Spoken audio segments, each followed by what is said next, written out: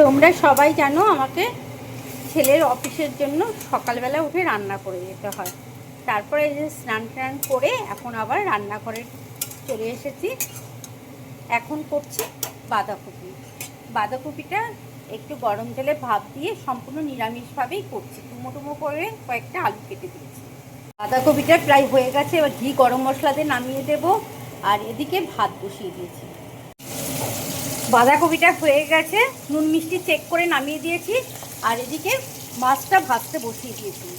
ভাজা হয়ে গেছে, এবার আলু আর বেগুন দিয়ে মাছের ঝোল করব। একসাথে আলু বেগুন দিয়ে দিয়েছি, তাড়াহুড়ো রয়েছে।